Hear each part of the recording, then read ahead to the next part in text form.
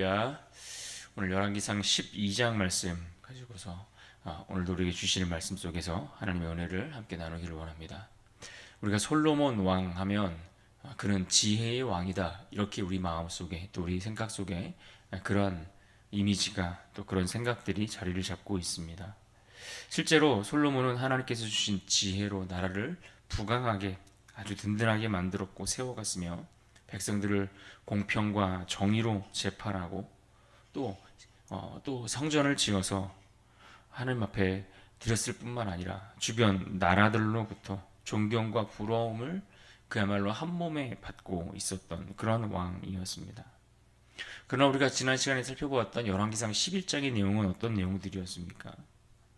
우리는 그가 그 말년에, 노년에 이제 하나님의 부르심 앞에 서게 될 터인데, 그의 모습이 결코 행복해 보이질 않았습니다. 수많은 이방 여인들을 아내로 삼아 맞았고, 또 그들의 우상을 따라 하나님을 떠났음에도 불구하고 그 결과는 비극 그 자체였습니다.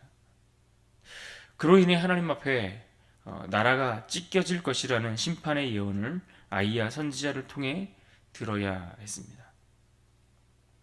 결코 무너질 것 같지 않았던 솔로몬의 나라가 결국 내리막길로 향하고 있는 모습을 우리는 볼 수 있었습니다.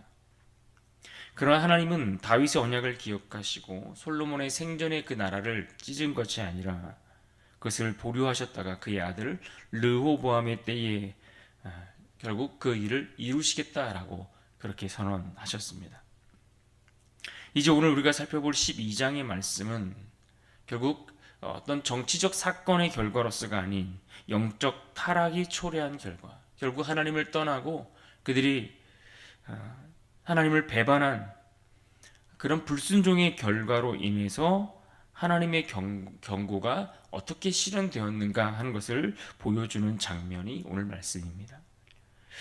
하나님은 오늘 이 말씀을 통해서, 우리 본문을 통해서 과연 우리 또한 이 말씀 속에서 어떠한 삶의 선택들을 하며 따라갈 것인가 하는 질문을 동일하게 우리에게 전해 묻고 계시는 것을 볼 수 있습니다.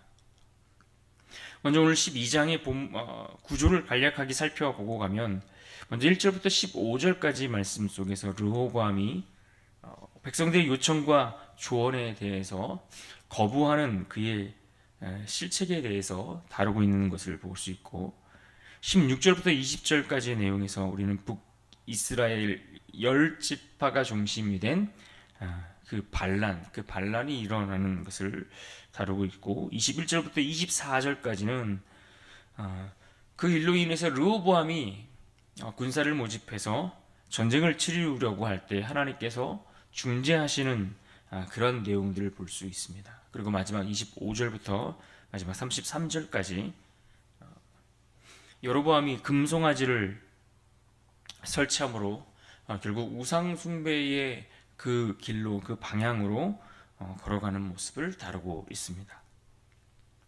1절에 보시면 오늘 본문의 시작은 르호보암이 세겜으로 갔으니 라는 말로 시작합니다. 다시 말해 르호보암이 솔로몬의 뒤를 이어 왕이 되었다라는 것을 언급하면서 시작하고, 2절에서는 여로보암이 다시 등장합니다. 여로보암이 등장함으로써 결국 반란이 시작되겠구나 하는 것을 우리에게 암시해 주고 있습니다.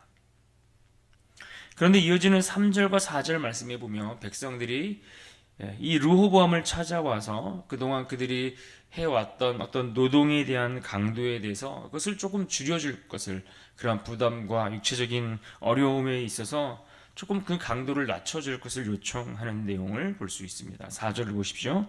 왕의 아버지가 우리의 멍에를 무겁게 하였으나 왕의 아버지가 우리에게 시킨 고역과 매운 무거운 멍에를 가볍게 하소서.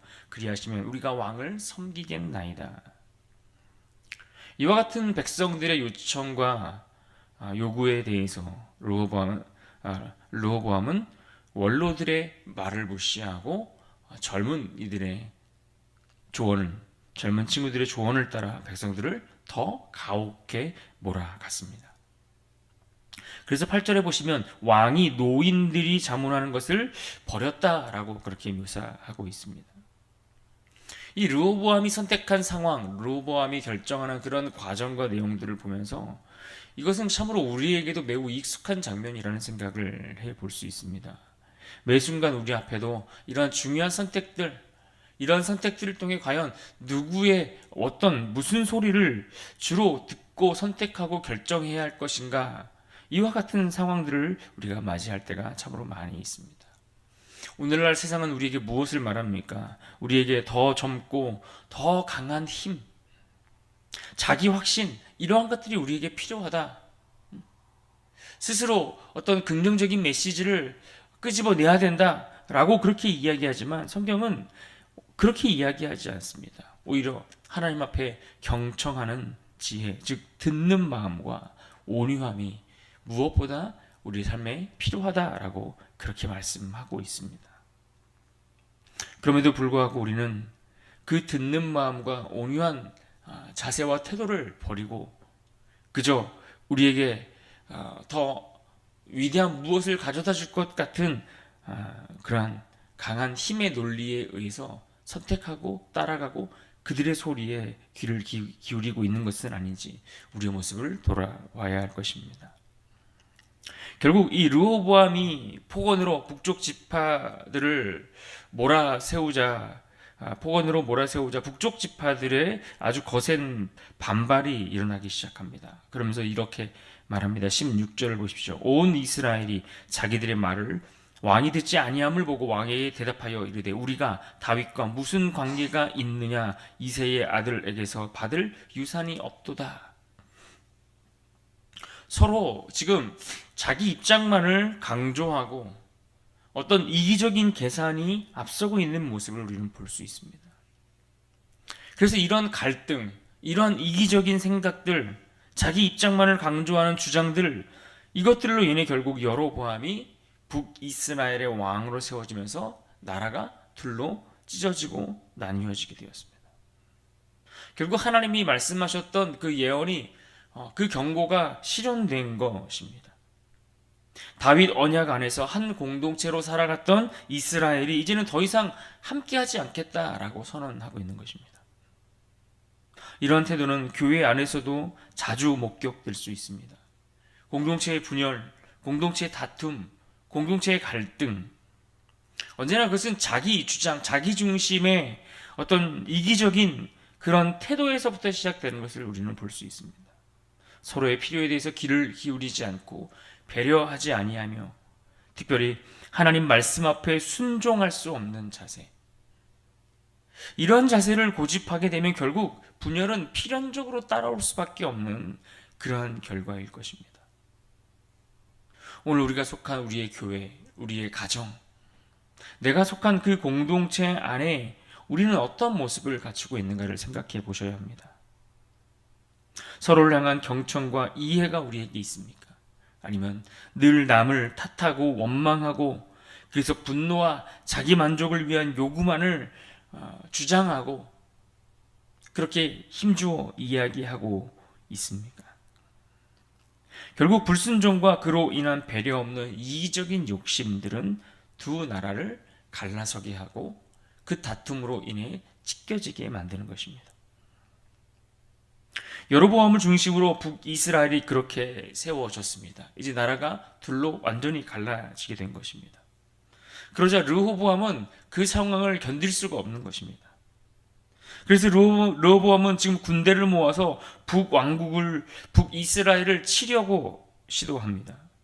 그런데 이때 이 전쟁을 중재하고 나서는 이가 있었는데 누구입니까?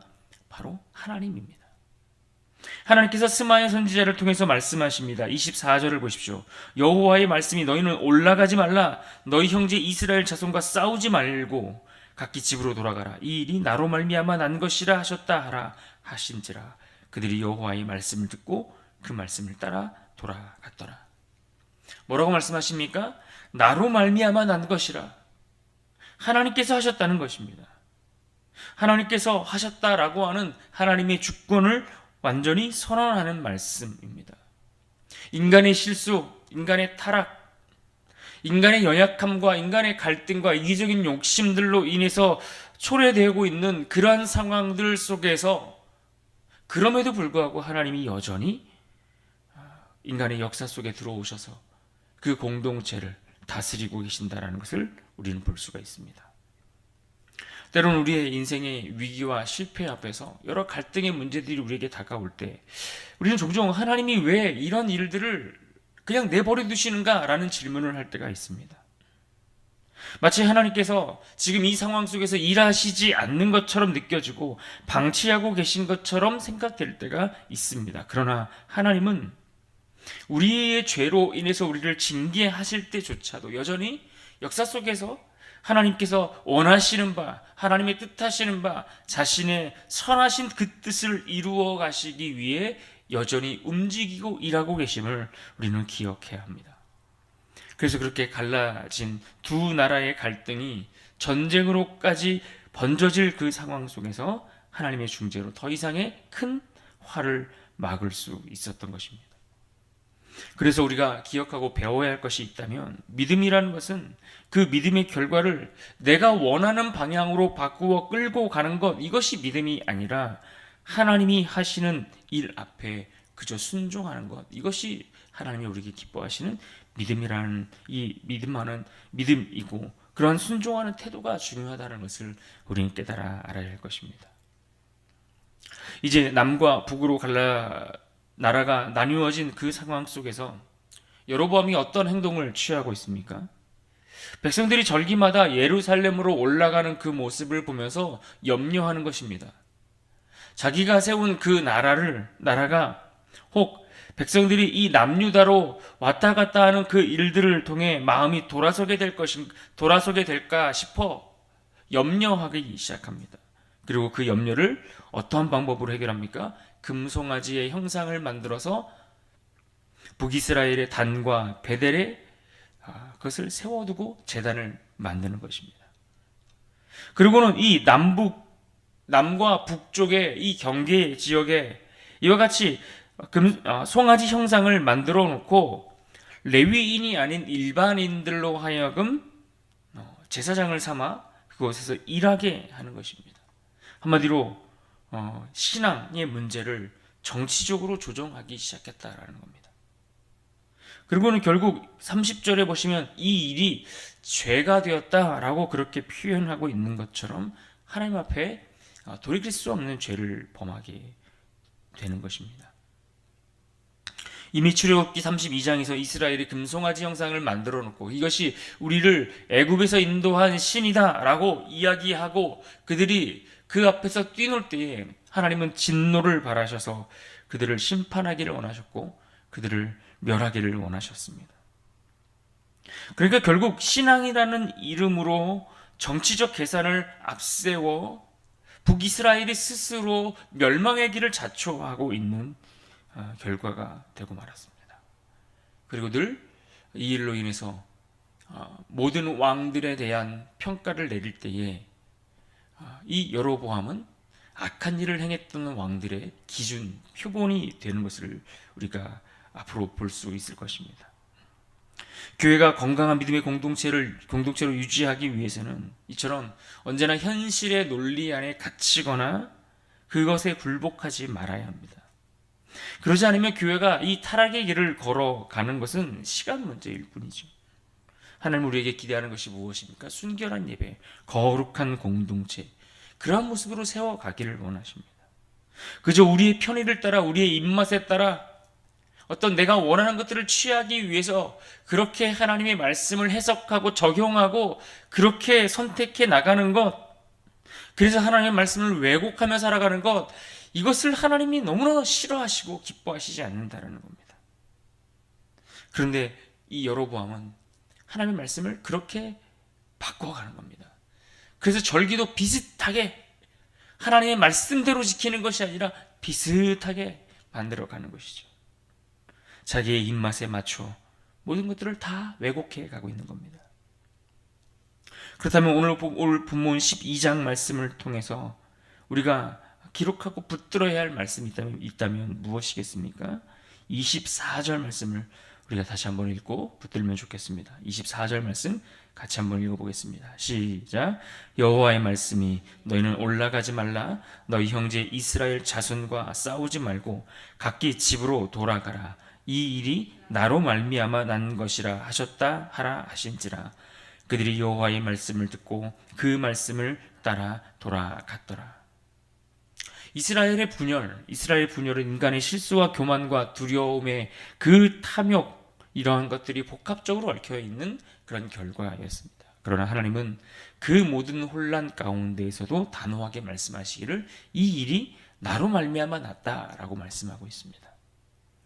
이 말씀은 우리에게 중요한 원리들을, 진리들을 가르쳐 주고 있는데, 결국 하나님의 주권은 인간의 실패와 넘어짐, 이것들을 넘어서고 있다는 것을 우리에게 가르쳐 주고 있습니다. 비록 르호보암의 어리석은 선택, 그리고 여로보암의 우상을 쫓아가는 모습들, 그럼에도 불구하고 하나님은 그 모든 과정 속에서도 하나님의 역사를 주관하시고 이루어 가시고 그 일을 행하고 있다는 것입니다. 그래서 때로는 우리의 좌절 속에서도 하나님은 그 실패조차도 사용하여 하나님의 뜻을 이루어 가신다는 사실을 우리가 잊지 않고 기억할 수 있어야 합니다. 심지어 하나님은 자기 백성들의 그 싸움까지도 멈추게 하셨습니다. 너희는 올라가지 말라라고 말씀하셨고, 하나님의 음성은 결국 그 다투는 자들 사이에 선포되었고, 이것이 그들로 하여금 중단할 수 있는 그러한 계기가 되었습니다. 우리의 삶에도, 가정과 또 교회에서도 마찬가지로 분열과 다툼이 싸움이 있을 수 있지만, 그러나 하나님은 언제나 평화의 하나님이신 것을 우리는 기억해야 할 것입니다. 그분은 무너진 관계를 회복시키실 뿐만 아니라 깨어진 공동체를 다시 잇기를 원하신다라는 이 사실을 우리가 기억해야 할 것입니다. 결국 오늘 말씀은 신앙이라는 것, 이것은 어떤 이해를 위해서 가지고 해석해 나가는 것이 아니라 순종을 위해서 우리가 자세를 취하는 것, 이것이 중요하다는 것을 우리에게 가르쳐 주고 있습니다. 르호보암이 이 남유다 사람들과 함께 지금 벌어지고 있는 상황들 속에서 이해될 만한 것들이 아무것도 없었지만, 그러나 여호와의 말씀을 듣고 그들이 돌아갔다라고 하고 있습니다. 이것이 믿음이고, 이처럼 납득되지 않을지라도 하나님이 하셨다라는 그 말씀 앞에 멈추고 순종하는 것이 필요하죠. 그러므로 오늘 우리의 삶의 여러 결정들 앞에서 우리도 갈등하고 선택할 것이지만, 그러나 때로는 내 뜻대로 밀고 나가고 싶은, 내 방식을 주장하고 싶은 그런 마음들이 우리에게 있을 수 있지만, 그러나 하나님은 여전히 오늘 우리에게 말씀하십니다. 이 일이 나로 말미암아 난 것이라. 이 말씀 앞에 우리는 멈추어 서고 내 계획보다, 내 선택보다 하나님의 뜻이 무엇인지를 생각하여 그 뜻을 인정할 때 우리에게 참된 평화가 주어질 줄로 믿습니다.